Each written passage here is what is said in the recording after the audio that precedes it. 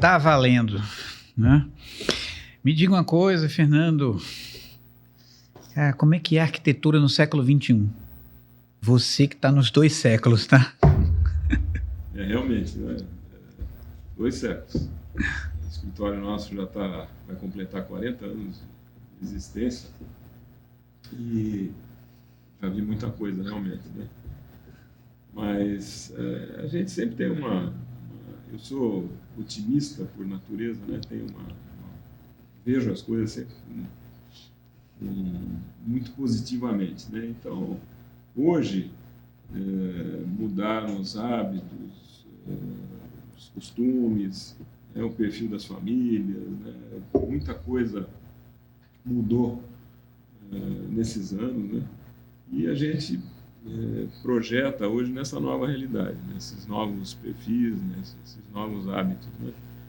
Para esses novos hábitos. E os projetos têm tido uma mudança significativa. Assim, hoje um tipo de projeto que a gente tem feito, tem muito apelo ao mixed use, né? Onde você tem trabalho, habitação, lazer, todos no mesmo complexo, né? E é muito interessante. A gente resgata o que tinha no passado nas cidades, que era aquela vida efervescente, né? Você já não encontrava mais nos condomínios fechados, nos edifícios puramente corporativos, né? Sim. Sabe uma coisa interessante? Estava lembrando aqui de uma coisa interessante. Por exemplo, o home office, né? As pessoas estão no trabalho remoto. A gente fala como uma grande novidade, mas eu vou ser sincero com vocês. Minha avó fazia home office, entendeu? Isso eu estou falando de 1970, tá? Ela costurava, certo? Costurava, era uma excelente costureira e ela recebia clientes em casa, entendeu? Ela não tinha um ateliê, tá? Ela era uma Gen Z de 1970, vai, né? Ela recebia ali as clientes, tinha os moldes, né? Tinha fita métrica, fazia as medidas, ela costurava em casa, as mulheres iam lá fazer prova na casa dela, tá? Então tinha todo um acesso específico para isso, não era misturado com a casa não, tá? E era um negócio, né? Eu lembro que meu avô recebia em casa também, despachavam as coisas em casa, sabe? A gente lá resolver com ele e tal. Depois ali de 1980 até 2010, aí nós tivemos uma onda de produtos corporativos, né? Isolados, né? Só a torre corporativa, vamos dizer assim, né? Aquele perfil bem norte-americano, vai, né? A torre, né? O The Office, vai. Lembrando daquela série lá, The Office, né? Bem interessante, né? A firma, o escritório. Então, esse modelo se tornou um grande desejo, né? Mas também ele caiu um pouco, né? Daí veio o mixed use, né? Ou seja, tudo junto, mas não tão junto assim, né? Não tão amalgamado, não tão misturado. Cada um na sua torre, né? E agora a gente tem também, né? Além do mixed use, tem, por exemplo, projetos que integram iluminação e paisagismos diferenciados, por exemplo. São prédios que são completamente acesos. Eu estou num prédio aceso, né? E por incrível que pareça, ele é aceso de LED. Tem gente que tem orgulho de trabalhar lá. Não é por causa da minha empresa não, tá? É que o prédio é aceso. Entendeu? Isso. Estou usando aceso de forma coloquial, vai. Né? Nós acendemos o planeta desde 1879, é isso? 1883, né? Com a lâmpada lá do Thomas Edison, né?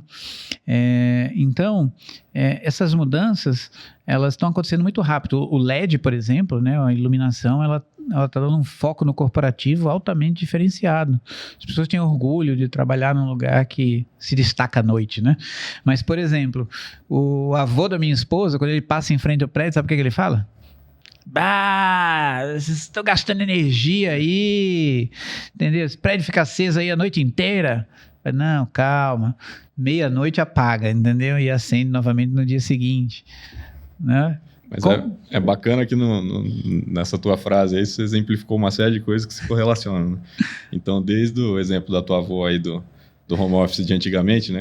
Isso acontecia muito no centro das cidades europeias. 1960, isso. Todo mundo que já andou pelo centro de uma cidade europeia sabe que os comércios são as lojas ali de frente para a rua e geralmente o pessoal morava em cima. Morava em cima. Então, o artesão ali, o ferreiro, qualquer pessoa da época tinha esse modo de vida aí, né? E daí, com o advento da luz que você citou, que a gente veio para um modelo de verticalização e realmente a coisa mudou. Será que nós estamos meio Cazuza aí? Eu vi o futuro repetir o passado, é isso? É aquela história, né? Nada se cria, tudo se transforma. Acho que esse modelo dos usos setorizados aí que vigorou no final do século passado, com a intervenção do Estado, aí, do governo municipal, definindo os usos dos bairros e segregando realmente o trabalho da moradia, eu acho que está um pouco ultrapassado e hoje a gente vê um resgate realmente disso que o Fernando falou, né, do uso misto, dessa coisa do coletivo ali, dessa efervescência de não perder trânsito, não perder tempo no tráfego, né, do trânsito. Nós tivemos a oportunidade de participar do SIM, né? Aliás, parabéns pelo evento, que foi fantástico, né? Que bacana. Eu acho que o debate, as novas ideias, enfim, acho que foi uma experiência muito bacana. O Marcos nos convidou e foi muito bom. E relembrando aqui o SIM, faz 2 semanas, né? 2 semanas. Eu abordei, né, participei de um painel e eu abordei justamente esse aspecto, né, da boa arquitetura que deve ser resgatada, né? Então, isso não vale só para arquitetura, mas qualidade de vida, né, que a gente tinha no passado, modo de vida, né? E nós tivemos, até eu mencionei, nós tivemos a oportunidade de fazer um trabalho conjunto com um escritório americano lá da Flórida, a DPZ. Sim. Que é um escritório extremamente conceituado. Né, e itinerante. Eles vão para os países que eles estão trabalhando, passam lá uma temporada e desenvolvem os projetos em loco, né? E vieram fazer um trabalho aqui, um trabalho conjunto conosco, e os titulares lá da DPZ são acadêmicos, né? E eles defendem a ideia de as cidades, né, o conceito de urbanização do que a gente tinha no passado, nas cidades menores principalmente, onde você tinha a igreja, a praça, o coreto, o comércio, as residências, né, e os bancos, enfim, tudo acontecendo em volta. 2 minutinhos a pé ali.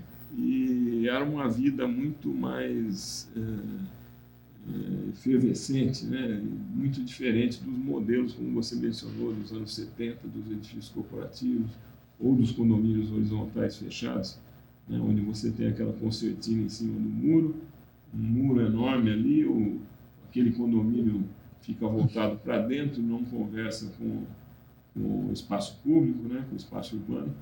E esses modelos nos Estados Unidos eles já estão fracassados, assim, né? Então eles Sim. Mencionam que tem vários condomínios da década de 50, né, com esse modelo de condomínio que estão completamente abandonados.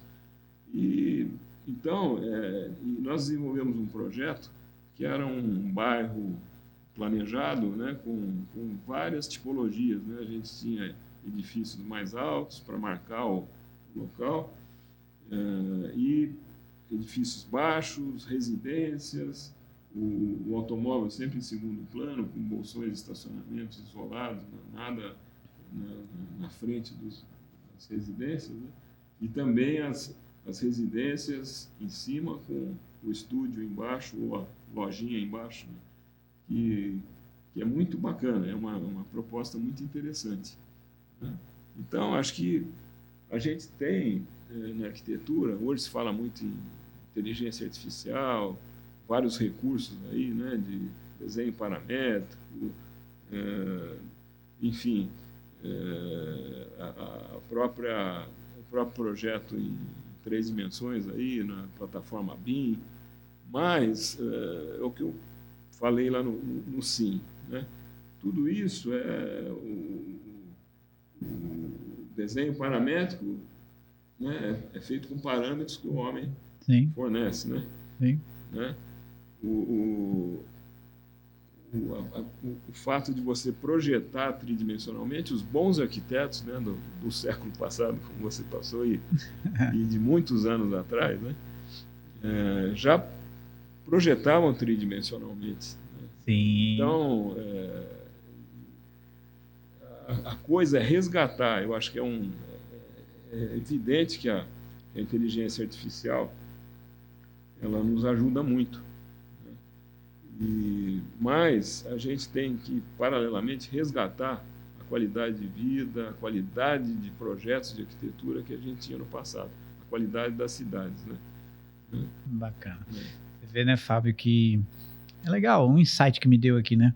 Como que você diferenciava um prédio para uma pessoa da geração X? Né? Geração X são os nascidos ali entre 1964 e 1979. O pessoal 1970 aí é bem característico, né, geração X.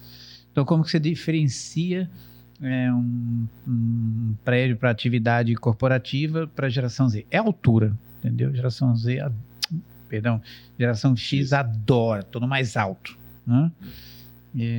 Na geração Z já muda, tá? Estou no mais iluminado. Não precisa ser o mais alto. Pode ser o mais iluminado, entendeu? Pode ter LED na fachada, elementos de LED, isso já diferencia para eles. Não precisa ser o mais alto, pode ser o mais iluminado, né? Até porque a geração Z, por exemplo, nos seus ambientes domésticos, quando fazem as suas postagens em rede social, usa muito a fita de LED atrás, né? Para trabalhar a iluminação, fica super bacana. Então, isso muda conforme a geração. E tem até um post muito característico em redes sociais, vocês já devem ter visto, que fala assim, como saímos disso. Aí mostra uma arquitetura do século XVI, XVII, XVIII, XIX, tá? Para isso. E mostra uma peça do século XXI, que geralmente é reta, né? Reta, brutalista. Brutalista, né? Simples nesse sentido. Então, eu vejo, inclusive, jovens, tá? Criticando, né? Essa questão da gente ter se tornado bastante minimalista. As fachadas atuais são bastante minimalistas, né? Eu acho que tem dois aspectos interessantes aí nessa tua colocação. Primeiro que a gente vê um movimento de hipervalorização da imagem, né? Então, essa geração é mais nova aí, realmente o pessoal se preocupa muito com o aspecto visual da coisa aí e de como isso vai ficar enquadrado aí verticalmente na tela do a iluminação do LED na fachada do prédio é como se fosse um filtro, né? É um filtro no prédio, né? E anteriormente aí você opôs a visão do teu avô aí, que já tinha uma preocupação com o custo, com como que ia pagar a conta da energia elétrica e isso ficar aceso 24 horas e tudo mais. Turma da Segunda Guerra, entendeu? Ele pensava em recurso escasso ali, que veio da geração silenciosa aí da guerra, né? Então a gente vê realmente aí uma discrepância grande de anseios em função de geração mesmo, choque geracional. Mas, por outro lado, se a gente for parar para pensar, né, basicamente é tudo um pouco cíclico. Antes dessa geração silenciosa aí do pós-guerra ou da guerra, né, a gente teve fases lá atrás na Europa também de movimentos muito voltados para ornamentação e para adereços, para preocupação excessiva com fachada e uma preocupação menor com função, né?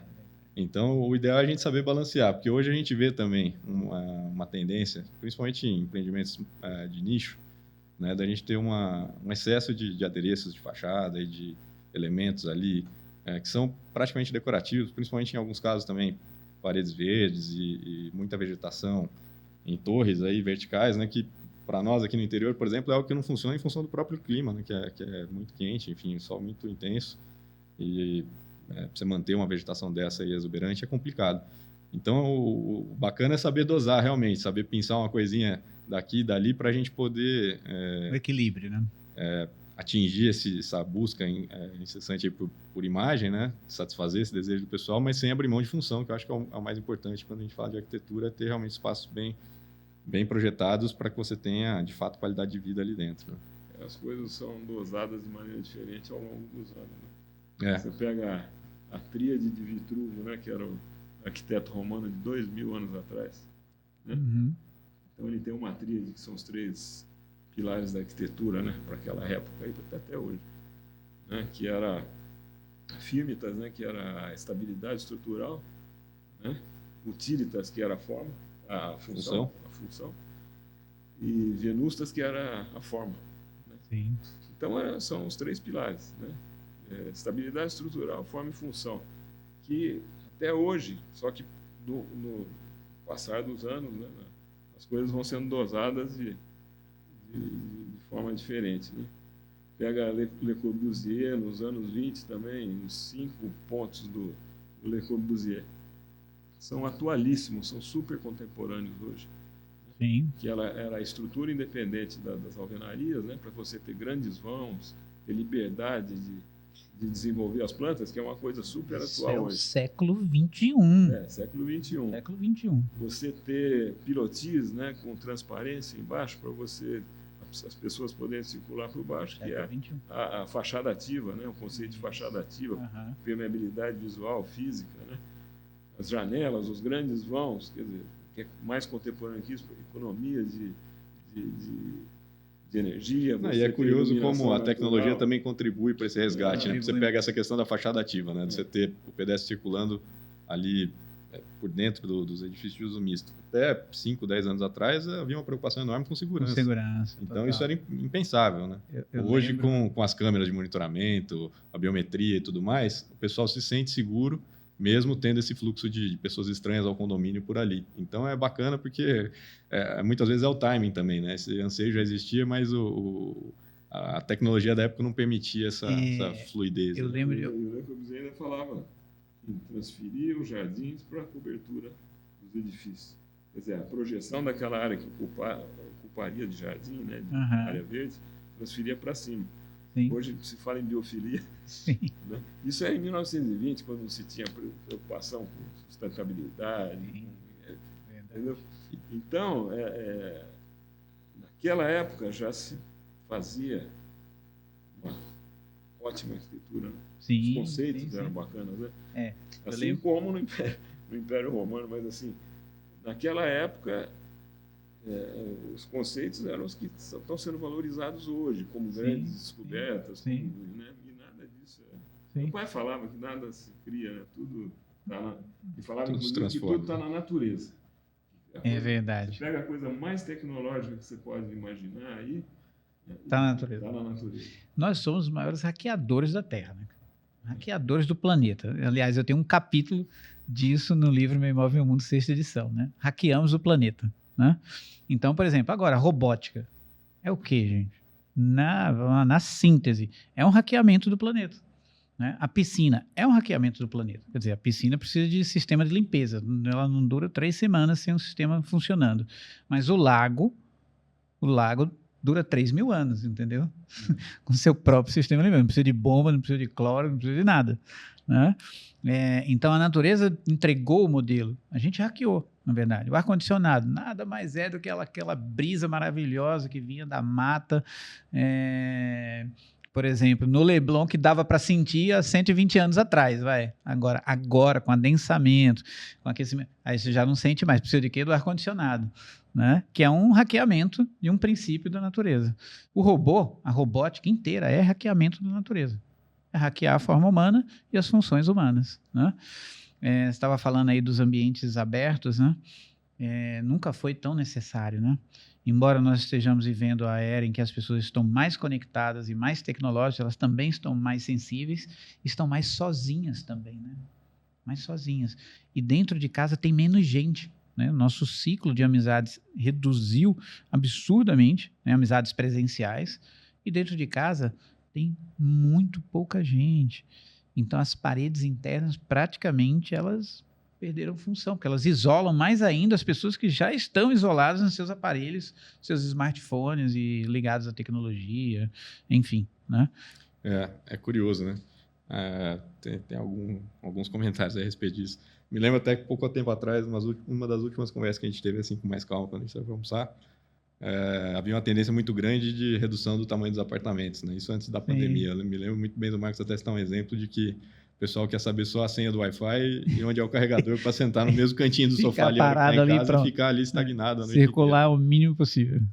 E com a pandemia, isso foi por água abaixo, pelo menos por um período de tempo.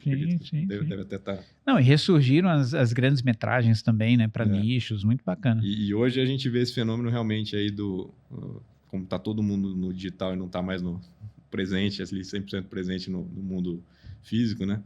tem muito pouca interação dentro de casa. Até a gente vê a ascensão dos podcasts como esse aqui que a gente está gravando, que acaba sendo a forma da pessoa interagir ali verbalmente com alguém, né? Ouvir uma conversa, porque ninguém mais conversa com ninguém, né? O cara chega, é só o celular ali, entra no carro, bota o podcast para ter um pouco desse papo de boteco, enfim, interagir um pouco com outra pessoa, escutar a voz de outra pessoa. Se for da geração Millennium, por exemplo, pode estar conversando com o ChatGPT, entendeu? Esse é o post mais frequente nas redes aqui.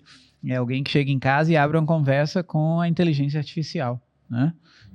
Ou abre uma conversa aleatória com as pessoas da rede, né? É uma frustração, um problema que passou durante o dia, né? Não conta para o pai, para a mãe, ou para o esposo, ou para a esposa, ou para o filho, ou para a filha, mas conta para o terapeuta no ChatGPT. Ou para todo mundo na internet, entendeu? E aí você dá uma olhada nos comentários, né? Você vê os aconselhamentos que vêm ali aleatórios, entendeu? Mas é realmente difícil, né? É um grande desafio para nós aqui como arquitetos, para você também como Data Store. Como conseguir antecipar o impacto, né, essas mudanças comportamentais, né, e sociais na formatação de um produto imobiliário, porque a gente está falando de um tipo de empreendimento que leva 3 anos aí para ser concebido, né, entre a negociação de uma área, enfim, o início dos estudos, desenvolvimento dos projetos de arquitetura, pesquisa. Então, é muito difícil a gente dar o tiro certo, né? Hoje, como você falou, a necessidade de espaço, né, para uma moradia é muito pequena, né? O que você precisa é um espaço pequeno. Quer dizer, você hoje com uma poltrona, uma tomada, como vocês falaram, né, para poder ligar o celular, e você ter ali uma cozinha com alguns equipamentos e o seu quarto, o banheiro, né, aquilo ali resolve. Então, porém, a gente sente que existe uma grande demanda para apartamentos grandes também, espaços super grandes, talvez como o Marcos falou, com pé direito duplo, com espaços ou com iluminação. Então, a gente tem que parar para pensar, para ver o que realmente, o que vende realmente. Não é a necessidade, mas talvez a pessoa... Hoje acho que é muito mais a experiência que a pessoa vai ter ali dentro, pé que tem que estar alinhada duplo com filosofia. É algo altamente instagramável ou postável em redes sociais, tá? Reproduz sensação de exclusividade, de status, e é um item que você não encontra com muita facilidade em metragens menores, né? Quando a gente está falando de apartamentos maiores e casas maiores, a gente encontra muito, né, o pé direito duplo, mas em metragens reduzidas é muito difícil de fazer, né? É tecnicamente difícil ou é... Você vê muito pouco, por exemplo, sei lá, 55 metros quadrados, pé direito duplo, é uma loucura? Não, isso... Arquitetonicamente é uma loucura, não? Não, é perfeitamente viável, né? O problema é que os apartamentos pequenos, normalmente a incorporadora ou a construtora, ela quer fazer uma unidade pequena para ser acessível, para ter um preço aí mais baixo. Aí ela deixa de ser pequena na volumetria, né? Quando você faz o metro cúbico, isso aumenta a área, né? Acaba aumentando a área. A escada acaba ocupando um espaço grande. Espaço de escada, enfim. Ou seja, vai ter que custar mais caro e... Vai ter que custar mais caro, pega um público reduzido, específico. Mas essa sintonia é interessante da gente fazer uma reflexão aqui sobre isso. Porque acho que foi um pouco o tempo de só o número dar sentido para o produto, explicar o produto, como você falou para a geração X. É o mais alto, é o maior, é o menor, é o com mais ambientes ou com menos ambientes. Hoje em dia tem que ter um pouco dessa desse valor agregado aí de conceito na planta e que muitas vezes é valor para o incorporador deixar de chegar no coeficiente máximo, por exemplo, de um produto imobiliário, mas tendo atributos como talvez o pé direito duplo ou outro que seja, mas às vezes o menos é mais ali, principalmente para essa geração que está acostumada a prezar mais pela experiência e pelo o que aquilo significa do que propriamente o espaço físico. Vamos dizer assim. Isso, exposição também, a galera gosta de exposição, né? O Fábio falou um negócio interessante, que talvez o que venda hoje são as experiências que você vislumbra naquele espaço, né? Uhum. Então, isso está sendo explorado muito aí no mercado imobiliário, né? Eu vejo as campanhas aí dos os novos empreendimentos, né? Se fala muito em novas experiências. Né? E talvez seja isso realmente. Né? Quando você sai do celular ou do laptop, aí você talvez procure alguma coisa realmente diferente, né, do que o que você tem no dia a dia. E muitas vezes até isso mesmo que você falou, algo diferente do que já existe no seu contexto ali, né? Turismo mudou radicalmente nos últimos anos. Se a gente for ver, acabou aquela história de querer ir todo ano para determinado destino. Hoje em dia, o pessoal que tem um pouco mais de poder aquisitivo quer realmente fazer algo único, né? Algo memorável ali, algo... E muitas vezes que ele possa divulgar nas redes sociais. E de preferência que ele possa divulgar na rede social. Colocar nos grupos de família, né? Fazer inveja para a família ali. E acho que a tendência com os ambientes residenciais aí é partir para algo assim também. Ou seja, cada empreendimento tem que ser único ali numa proposta. E isso tem que ser muito bem trabalhado desde o início da formatação daquele produto. Então, tem que ter uma visão muito clara e um alinhamento assim, muito bem trabalhado entre o incorporador, a agência que vai ser responsável pela comunicação, a própria pesquisa de mercado que vai apontar ali a bússola para onde esse produto deve mirar, e o projeto também que já deve nascer bebendo nessa fonte aí, ou seja, essas disciplinas têm que trabalhar juntas desde o início da concepção de um produto imobiliário para que a coisa flua, porque senão não fica genuíno, a coisa não adianta querer depois colocar uma etiqueta ali dizendo que é isso, sustentável, aquilo, que é aquilo, que não é. Isso tem que nascer já com uma proposta de valor para aquele produto, né, Marcos? Vou contar um caos aqui. Não dava para a gente imaginar que a gente ia conseguir atender a expansão de 3,5 bilhões de humanos na Terra em 1970 para 8,2 bilhões em 2025. São só 50 anos aí, tá? 55. Com 16 tipologias, entendeu? Vamos lá, estúdio, quarto-sala, 2 quartos, 2 quartos e uma suíte, 2 quartos e 2 suítes, daí 3 quartos e uma suíte, 3 suítes, 4 suítes. Mas as garagens, 16 possibilidades, né?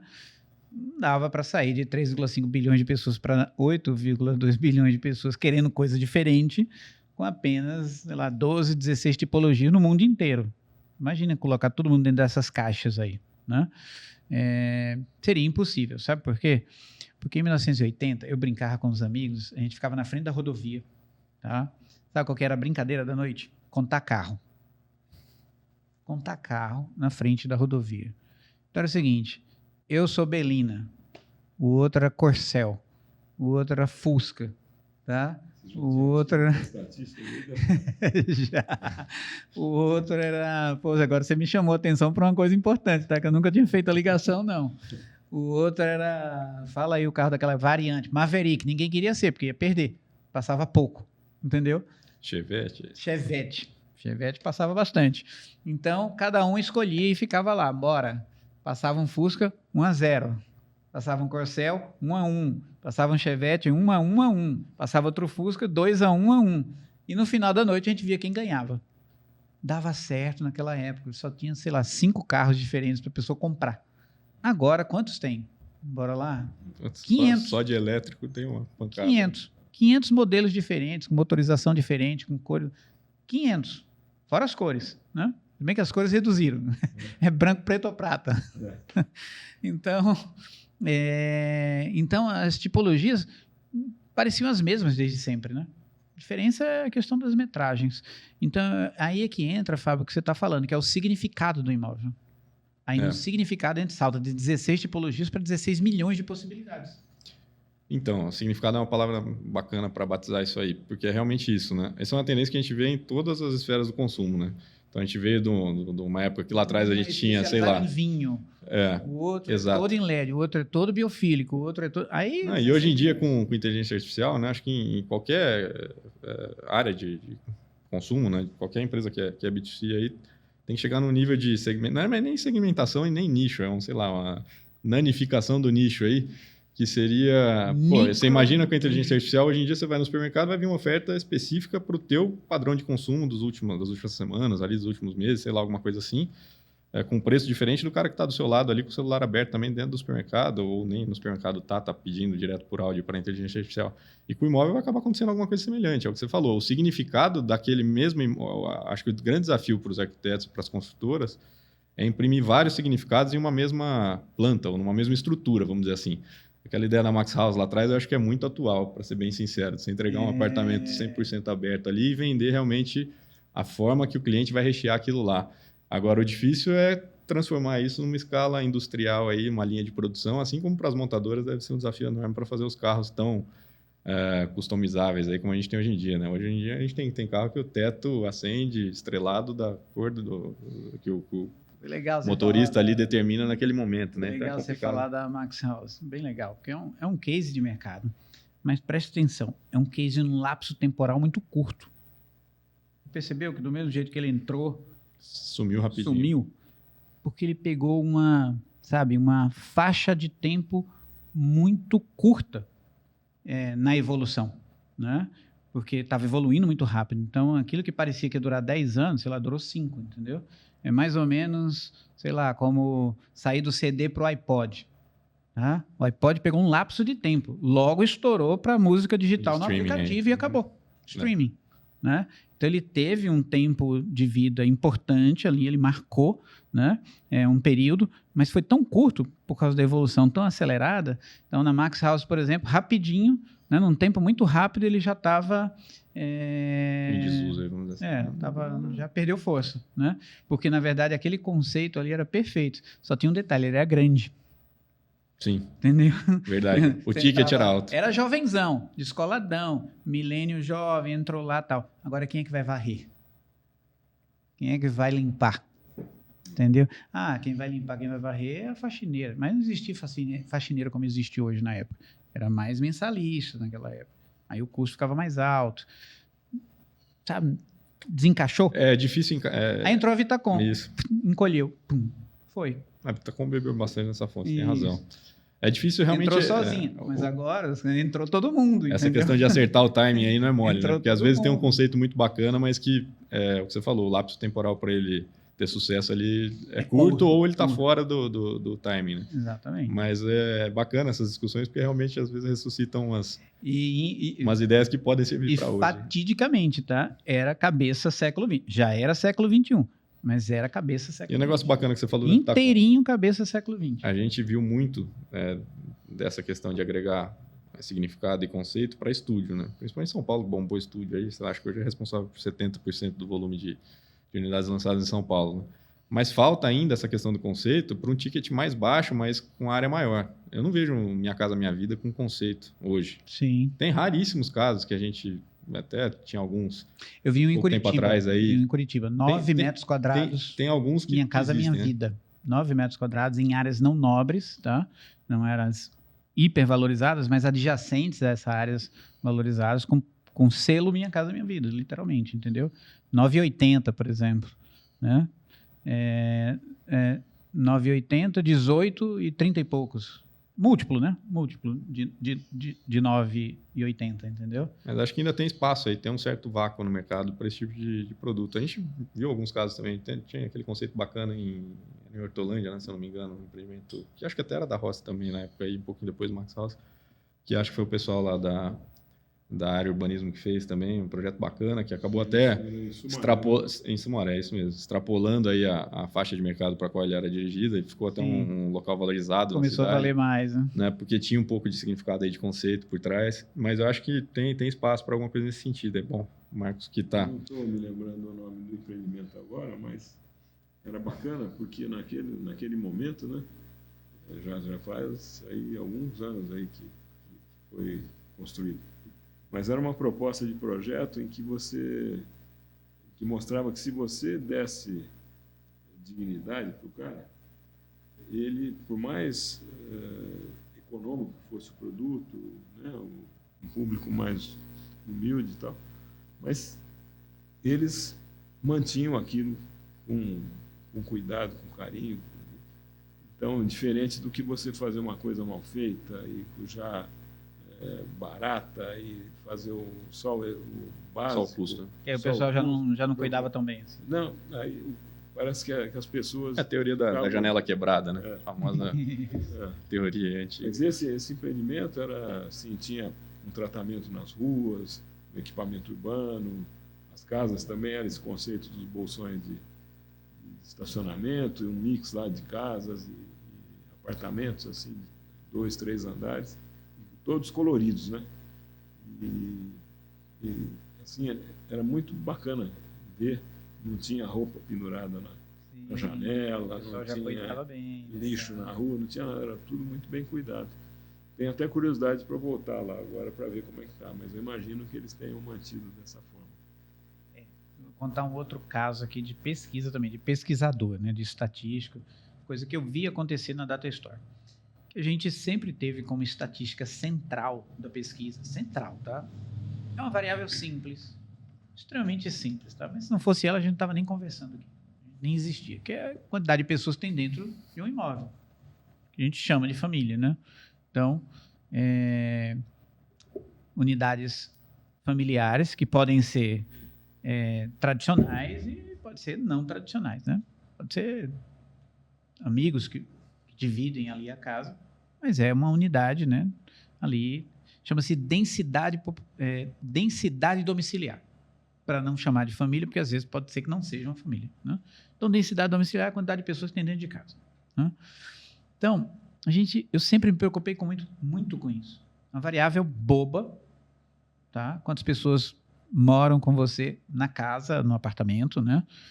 Bobinha, mas é obrigatória, porque diz tudo sobre... As prefeituras usam esses números, né?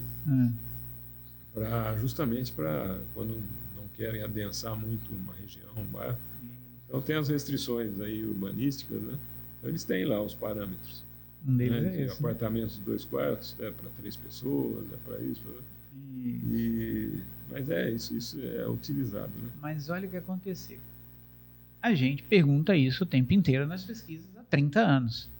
Mas há mais ou menos uns 10 anos atrás, do nada, tá? Tinha gente que chegava assim e falava: escuta, conta com meu pet? Meu cachorro conta? Você sabe que... A gente não incluiu a pergunta variável dos pets em casa cientificamente. Surgiu espontaneamente a demanda. Sou o estatístico dos estatísticos, vamos incluir os pets. Não, as pessoas começaram a pedir. Mas foi dois aspectos que me chamaram muita atenção lá no Sim, assim, de insights das tuas pesquisas aí. Primeiro foi essa questão do pet, que a gente sempre pensa em cachorro. Pelo menos cat, né? tá? E agora tem o cat aí na história, que os números que vocês apresentaram lá me chamaram muita atenção, né? Porque a gente tem o pet place dos empreendimentos quando a gente projeta, geralmente é concebido para o cachorro, aquela coisa da provinha de agility ali, enfim. Mas tem o cat place agora que... Qual que era a razão de gato para cachorro, a quantidade? Tá. Cachorros chega a 55%, 56%, mas os gatos vão ali a 20 e poucos, tá? 25%, 24%, 26%. É muito grande, muito grande. E outra questão que também chamou a atenção lá que você apresentou, que eu achei até um momento bacana da tua palestra, foi quando você levou aquelas crianças, né, que seriam a geração compradora dos imóveis aí daqui a 20 anos. E foi espontâneo. Não, e o bacana foi quando você perguntou pro menininho ali que... Você mora em casa ou apartamento? Casa e apartamento, nos dois. Moro nos dois. Como nos dois? Não, meu pai mora num e minha mãe em outro.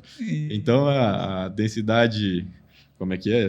Domiciliar aí nesse caso era negativa, era inversa. Né? Ou seja, era 2 casas para uma pessoa. Ela oscila na semana. Mas uma coisa interessante, né? Uma vez eu vi uma pesquisa do Secov, né? Porque as pessoas sempre... É uma pergunta comum, né? Puxa, mas de onde vai surgir gente para morar em tantos apartamentos, em tantas casas que estão sendo lançadas, construídas? Né? Sempre essa pergunta é uma constante, né? E ela não pode ser respondida de forma cartesiana, porque a conta não fecha, tá? Tem que ir mais longe. Essa pesquisa do Secov era dos casamentos desfeitos.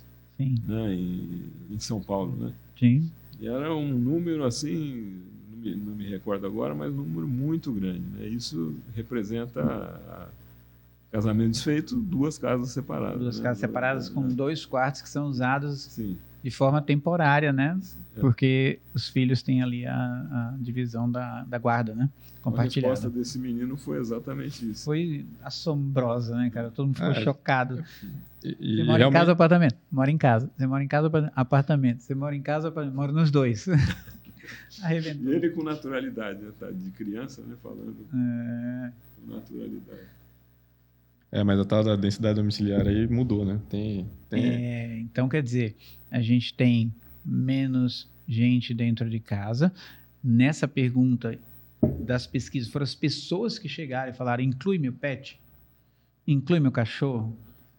De tantas pessoas perguntarem isso, eu falei, quer saber? Coloca logo isso aí no questionário e pronto. Colocamos. Daí, do nada, começou a ver o percentual. Hoje tem 56%. 56% dos lares brasileiros têm um pet dentro de casa. Pelo menos um, hein? Sabe que você contou alguns causos aí de pesquisa, né? E a gente tem um caso bom também, que acho que foi até uma pesquisa tua na época. Uma incorporadora aqui de Ribeirão estava lançando um empreendimento de altíssimo padrão aqui, um 2 por andar. E é uma incorporadora que sempre procurou inovar em alguma coisa assim em produto, né? E foi lá atrás, acho que, sei lá, ano 2000 e pouquinho, quando a gente ainda estava entendendo essa coisa do pet aí, né? E na tua pesquisa, se eu não me engano, deu que, sei lá, 60%, 70% dos apartamentos tinham cachorro, né? 60% das pessoas que moravam em apartamento naquela região tinham já o pet. E aí a gente procurou agregar isso na planta e trazer para o produto, né? Criando um quintalzinho para o pet. Era um apartamento grande, tinham 2 varandas. Ele falou, não. E a varanda do fundo, a gente falou, aqui tem uma área para dar banho no pet, uma casinha de cachorro, tudo mais. E aí, fizemos material, tudo. Não, mas nos 48 do segundo tempo, só para completar, desculpa. Corta. Primeira cliente que foi adquirir o apartamento falou assim, mas o que é isso aqui? Isso é um absurdo. Meu cachorro dorme na minha cama comigo. Como assim? Você lá fora no tempo, no frio, não sei. E aí foi preciso reformular todo o material de vendas do produto. Aí transformou aquilo lá numa horta, num ateliê, um negócio diferente. Não me recordo exatamente. Hoje eu chego... Era uma laje técnica para colocar as condensadoras de ar. Tinha um espaço e grande. Aí nós tivemos uma ideia... Ideia século XX. Genial, né? A ideia genial de transformar aquilo num quintal. Para que as pessoas pudessem deixar os pets lá. Aí teve essa reação que o Fábio falou, mas como é que eu não vou deixar meu pet? Mas você vê que tava todo mundo querendo acertar, né? E acabou dando tiro na água, interpretando mal a pesquisa aí.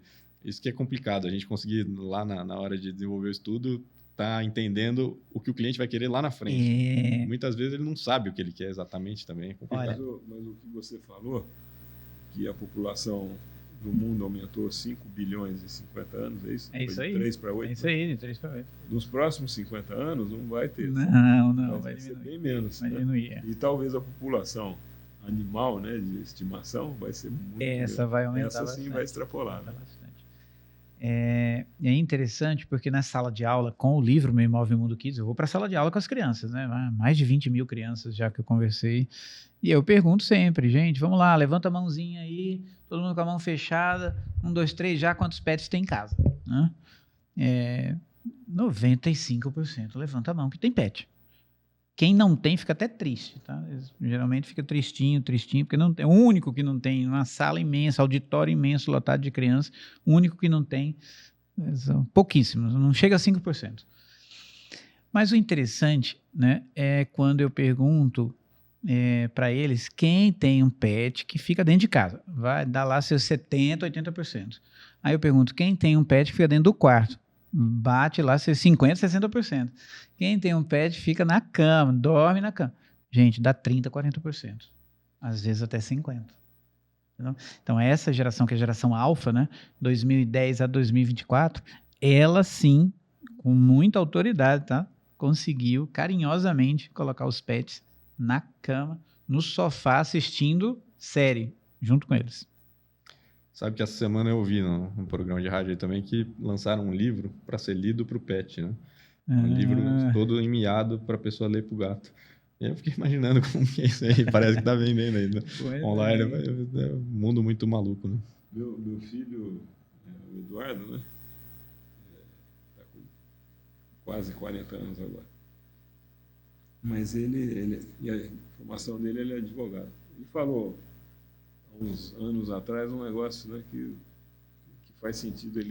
Nós ainda vamos assistir casamento de humano com pet, né? Eu acho que isso vai acabar. Direito familiar já, tá? Eu acho que também daqui a pouco que vai ter é o governo se apropriando de pet como uma figura, aí um CPF, alguma coisa, para poder tributar também, porque eu acho que com essa história do chip e tudo mais já tá aí. É uma grana que está na mesa aí, o governo está deixando na passar. Espanha, você precisa de um certificado legal, né, com um curso hoje, né, um curso que é oferecido, tipo o curso para ter carta de motorista, entendeu? Tem que ter um curso para saber lidar com o PET, né, e uma licença. Tá, isso já está implantado na Espanha, né? Então, no Brasil, muito provavelmente, não vai muito longe, no resto do mundo, eu acho que também, pela quantidade, tá? São muitos PETs. Imagina que isso tem impacto ambiental também, né? Tem impacto nas políticas públicas. Você tem várias coisas aí que envolvem nessa quantidade muito grande de PETs, né? Eu fui há uns 10 anos atrás, eu estava em Nova York, né? Com minha esposa e minha irmã. E a gente foi atrás de um restaurante que você vê aquele raclette, né? Aquele queijo raspado. E ficava bem assim, as margens lá do Rio Hudson, né? E então nós andamos lá da Quinta Avenida, que a gente está até lá a pé, então vários quarteirões. Aí chegamos, já bem próximo lá, tinha na esquina um restaurante para pets, né? Para donos de pets. Não era, naquele momento não era para pets, há 10 anos atrás. Então, o pessoal levava os cachorros, né, os gatos, levavam, ficavam sentados, né, tinha um local para eles, ficavam todos ali no mesmo. Nós achamos aquilo na época, nossa, mas que ponto que está a coisa, né? E hoje, esses dias também eu vi um cruzeiro de navio para pets, mas a programação não é para os donos, é para os pets. Para os pets. Toda a programação do navio é para os pets. Tem uma companhia aérea também na Europa, viu? Que faz o voo para quem vai voar com pet. Então, a cadeira tutor e a outra cadeira o pet. Eu, como sou da geração Baby Bloomer, né? Isso. Eu sou da época de cachorro ficar no quintal, fora de casa e comer resto de comida, né? Eu hoje acho que deve, assim, até ferir os ouvidos aí dos pet lovers aí, né? Sempre gostei de animal, sempre gostei de cachorro. Mas nessa forma geracional. Mas eu acho que na parte gastronômica eles eram mais felizes do que eles são hoje, viu? Comendo aquela ração, hoje em todo dia a mesma ração. Não, mas hoje já tem o pessoal que prepara comida, né? Inclusive tem comida vegana para cachorro. Tem bastante. E tudo isso vem para dentro de casa e vai para dentro dos imóveis e dos empreendimentos que vocês projetam, né? Mas realmente, hoje os pets são protagonistas aí dos projetos também. Isso aí. Nas imagens, por exemplo, nos renderings ali, por exemplo, ainda tem pouco pet. Uma coisa que eu ainda não vi também é o pet como protagonista no espaço de trabalho.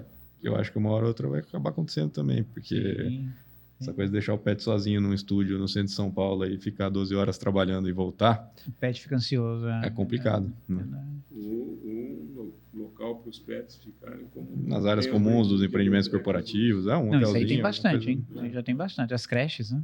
As creches. Recentemente conversei com a moça, médica, tá? Ela trabalha o dia inteiro. E ela tinha um problema. Quando ela retornava para casa, ela encontrava o cão com muita ansiedade, né? É um cão de porte médio, não é porte pequeno. Muita ansiedade. Ele queria brincar e ela estava morta de cansada, queria dormir. Então, acabou que a creche resolveu isso daí. Então, ela tem um valor lá que ela despende, né? Mensal, passa a van antes dela ir para o trabalho, pega o cachorro, leva para a creche e retorna no final do dia.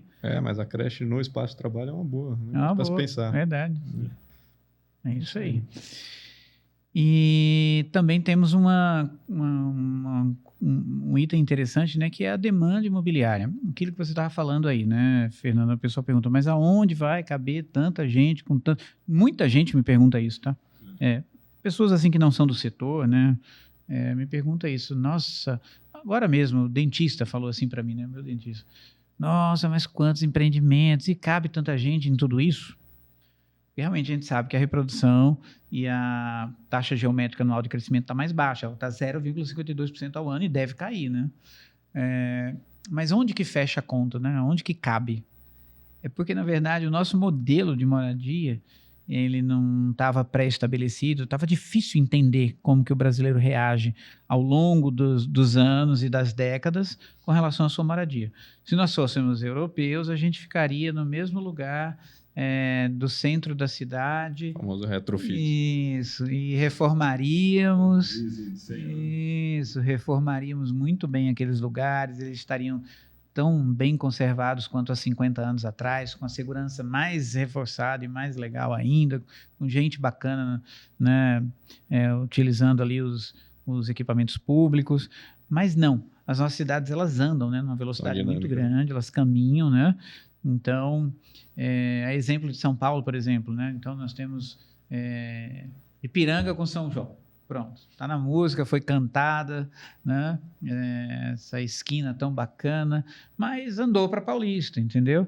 Depois andou para Faria Lima, depois andou para Hélio Pellegrino, depois andou para o Panambi. A gente está caminhando. E nessa caminhada a gente acaba deixando alguma coisa para trás, tá? Ou não tão bem cuidado, né? E acontece ali a perda do valor. Então, o nosso modelo não é o europeu, né, que supervaloriza o centro e evita a dilatação lateral das cidades. Não é o norte-americano, que não tem dó de derrubar e fazer outro, entendeu? Vai lá, simplesmente, né, repõe com outro atualizado, né? Esse é o modelo deles lá. O nosso é de deixar para trás, tá? Então, é uma realidade. É triste, mas é verdade. Muita gente me pergunta sobre isso. Os centros das cidades não são mais o mesmo, principalmente pós-pandemia, eles perdem valor, eles ficam para trás, e outros vetores imobiliários vai acontecendo a mesma coisa, e a gente vai caminhando junto ao novo. Então, é assim que a gente conseguiu expandir de 67 milhões de unidades residenciais em 2010 para 90 milhões de unidades residenciais em 2022, 12 anos. É 34% mais contra 6,5% de expansão populacional. Né? Então tinha demanda reprimida, muita demanda reprimida. A geração X ainda é a maior compradora no Brasil, nem é. Nos Estados Unidos está longe de ser. Tá? Primeira geração compradora nos Estados Unidos é a Millennium, depois os Baby Boomers, cheios da grana, entendeu? Não viveram problemas econômicos nas décadas de 80 e 90. Período de crescimento bom. Isso, perdeu um período de 10, 12, 15 anos de crescimento ali. Então eles são o segundo maior comprador. E a geração X é a terceira hoje nos Estados Unidos. Aqui no Brasil ela é a primeira compradora ainda. Casa separa, compra outro. Casa separa, compra outro. São coisas que assim, são difíceis de responder, né? Mesmo com os dados que você tem. Você pega, por exemplo, o automóvel, né? Uma cidade que já tem problema de trânsito grave, como São Paulo, todos os dias despejando carros novos, né? Sim. Eu ouvi esses dias o número de 500 mil, não sei, é um número absurdo assim, de carros novos que são despejados no trânsito, e a coisa ainda se acomoda, e aí você pensa, o que é feito com o carro usado que o cara descartou, e como é que é lá atrás, e como é que tudo isso se comporta dentro das ruas tão estáticas ali, né? Não tem o que se fazer, né? Haja criatividade da Secretaria de Trânsito de São Paulo. Né? É verdade. Ainda no caso do carro, é só uma questão do chuveiro não ser maior do que o ralo. Mas com o imóvel, como é que você tira ele do lugar, entendeu? É só derrubando, como os americanos. É um problema complicado, né? Do ponto de vista do poder público, mais inteligente seria, no primeiro momento, assim, requalificar esses imóveis do centro e tudo mais. Mas nem a população de baixa renda e nem... Eu também não acho que não se adaptaria para esse modelo, né? As áreas são tão fantasmas, vamos dizer assim, em algumas cidades, que é inseguro até para o cara que tem o subsídio para morar, né? Então o cara não quer. Ficou tão distante que ficou difícil de recuperar. Ribeirão mesmo, a gente tem um exemplo nítido disso. É uma cidade totalmente dinâmica, onde a bola da vez sempre vai migrando cada vez mais para a Zona Sul, sul da Zona Sul, ao sul do sul da Zona Sul, e os lançamentos vão para lá e o restante vai envelhecendo e perdendo valor, de fato. E no centro a gente tem alguns vazios urbanos aí que poderiam ser trabalhados, mas não tem valor mercadológico. Não tem, é difícil de rever, né, o que ficou para trás. Então, a Europa super conserva, super valoriza o centro. Estados Unidos faz outro centro, se precisar, entendeu? E deixa tudo valorizado, um em cima do outro e ponto, né? E nós temos esse traço. Mas é um dilema difícil de resolver. Porque culturalmente é uma barreira enorme assim, para se vencer, do cara voltar para o centro. Né? Em grandes cidades ainda tem um pouco existe um movimento que dá para ser incentivado, mas eu acho que em cidades de porte médio, aí, capitais do interior e tudo mais, é complicado. Difícil. E capitais também, viu? Capitais, Nordeste, por exemplo, passa por isso também, a grande maioria das capitais, quer dizer, fica difícil de resgatar, e muita gente me procura e fala, mas um amigo meu fez um retrofit, né? Tenta fazer. Isolados, eu acho que teria que haver um encadeamento aí de interesses do poder público, iniciativa privada, mas que pela cultura do brasileiro de não pensar no coletivo, de ter essa visão individualista, é muito difícil de conseguir fazer isso convergir para o mesmo rumo, né? Só com o poder público não se consegue fazer, porque as prefeituras são todas aí descapitalizadas, tem pouco recurso, pessoas em alguns locais super bem preparados, em outros nem tanto. Então, assim, é difícil resolver essa questão. Sem a iniciativa privada estar alinhada com o poder público e o pensamento comum ali da população. E a lateralização das cidades, expansão lateral, horizontal, tá? A revelia, ela não é boa, tá? Ela não é boa para 2050, por exemplo. Né? Porque você tem cursos de administração, por exemplo, coleta de lixo, que é o mais básico de todos, né? Tirando as outras coisas de infraestrutura. Abastecimento de água. Transporte. Policiamento. Policiamento, tudo. Né? Você coloca no vertical, né? Se você consegue Honda adensar polícia, com qualidade, é muito melhor para todos. Isso, consegue fazer. Mas vai ser robô que vai fazer em 2000. Você vai precisar de mais robô também. Entendeu? No final das contas. Mais energia. Mas por aí vai. Então, ela não é boa para 2050, ou seja, não é boa para quem tem 10 anos de idade hoje. Tá? Em 2050, mas você tocou num ponto interessante, né? Que você começou essa frase dizendo que ela sem planejamento não é boa. A revelia ela é péssima. Agora, com planejamento, como a gente citou lá atrás, é interessante, né? Porque você consegue, de certa forma, já projetar para mitigar esses problemas. Então, a gente tem até um cliente nosso de Uberlândia também, em Conil, está desenvolvendo uma nova centralidade em Uberlândia, né? Que é um termo que eles criaram lá, ou pelo menos que eles usam. Ao redor do Gávea Shopping e com um edifício ícone, que é o WTC Uberlândia, que a gente fez o projeto. E tem funcionado super bem, porque de fato é um novo foco ali de desenvolvimento da cidade, onde você vai ter moradia, trabalho, o shopping, o comércio, os serviços. Com vida própria. E tudo pensado para realmente estar a 5 minutos de distância ali. Então é muito bacana. Com vida própria, e seria interessante até pensar nesse modelo, talvez de ter uma administração local, né? Sem dúvida, uma subprefeitura, vamos dizer assim. Uma espécie de subprefeitura, uma coisa que cuidasse dos associação de bairro, né? Esse modelo é bacana, eu acho que podia ser mais explorado no Brasil. Assim, acho que é uma das maiores cidades em expansão, né? Horizontal, né? Assim, e os bairros têm vida própria. Sim. Tem outra cidade, por exemplo, Orlando, extremamente horizontal, entendeu? Muito. Mas nós estamos falando de um PIB, pulverizado. Entendeu? É outro PIB, né? Não se compara com o PIB de uma cidade brasileira, né? Hoje o PIB da Flórida, se eu não me engano, tá? Se eu não estiver exagerando, se equivale ao PIB do Brasil. Acho que talvez só da Disney isoladamente deve ser maior do que países pequenos da América do Sul. O PIB da Flórida se equivale ao PIB do Brasil, se não for maior, tá? O da Califórnia eu tenho absoluta certeza, tá? É bem maior, 3,4 bilhões de dólares, enquanto... Perdão, 3,4 trilhões de dólares, né?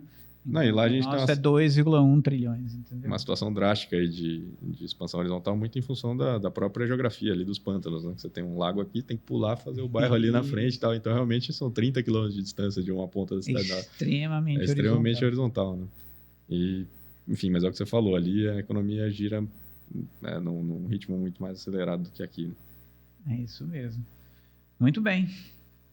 Um mega bate-papo cheio de insights poderosos, né?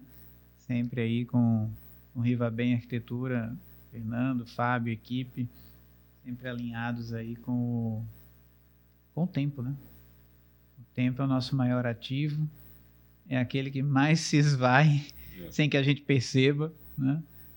Que ele está se dissipando diante das nossas mãos, e saber estar atualizado com o tempo e à frente do tempo é uma das formas de se permanecer no mercado imobiliário, né? Eu falo algo às vezes que as pessoas se irritam muito, tá, em palestra. Muito, muito, muito. Falei anteontem no Rio Grande do Sul. tá pensando que imóvel é o quê? Um negócio estático, 50 anos é a mesma coisa. Imóvel agora é roupa, meu irmão. Roupa. Entendeu? Sai de moda. As pessoas ficam bem irritadas, tá? Mas se parar para ver, nesse sentido das 16 tipologias que viram 16 milhões de significados, passa muito rápido. Sim. Ficou irritado? Não, fiquei pensando aqui. Acho que a gente, esse bate-papo nosso aqui, nos faz pensar, né? Assim, em tudo que pode ainda acontecer. Por isso que ele ser possível de ser vestido novamente, entendeu? Em algum momento, no tempo, passa a ser algo realmente muito inteligente. Né? Economia circular aí, né? É interessante mesmo. Bom, Marcos, sempre muito bom falar com você. Faz sempre a gente olhar para frente, abrir a cabeça. Tomara que a gente converse mais vezes. Hein? Surgiram novos insights, novas referências, para nós também novas ideias de projeto também, né, Fábio? É isso aí. Eu estou aqui com uma lembrancinha aqui. Olha isso que o artista aí fez, Fernando. Bom, gente, vocês sabem que lá no Congresso Sim, eu me vesti com essa roupa aqui diferente. Eu falei assim, quer ver? Ninguém nunca fez uma palestra num congresso imobiliário de bermuda, eu vou fazer. Entendeu? Vou entrar de bermuda, a galera vai ficar meio chocada, todo mundo acostumado com o social, né? E funcionou super bem. E aí o Fernando me prepara essa surpresa aqui, né? Essa caricatura. Fazia alguns anos, viu, que eu não fazia caricatura. Mas eu fiquei inspirado lá com a tua... Bacana, com os teus trajes lá. Com o teu... Vai para a parede do meu escritório, hein, rapaz? É uma honra ter essa obra de arte aqui, vai. Fica a dica aí pro ano que vem, fazer o bonequinho de brinde pra turma aí. Fazer o bonequinho pro ano que vem. Vamos ver se o Romero Brito uma hora faz um desenho desse aqui para mim, tá? Com a arte dele. Fico muito agradecido, cara. Ficou idêntico. Até o tênis, ó. Hoje em dia tá na moda fazer o meme do ChatGPT lá, né? Do action figure. Esse aí ninguém tem igual, hein, Marcos? Esse daqui, ó. Meu Deus do céu. Vai direto pra minha parede. Vou postar amanhã. Obrigado, Fernando. Muito carinho, cara, que eu recebo isso aqui. Um carinho incrível. Valeu, Fábio. A gente agradece. Parabeniza pelo evento, que foi muito bacana. Um abraço. Aí, galera. Recebi um vídeo de uma mãe. No Instagram, não sei se vocês viram, publiquei nos stories. Ela recebeu o astronauta, né?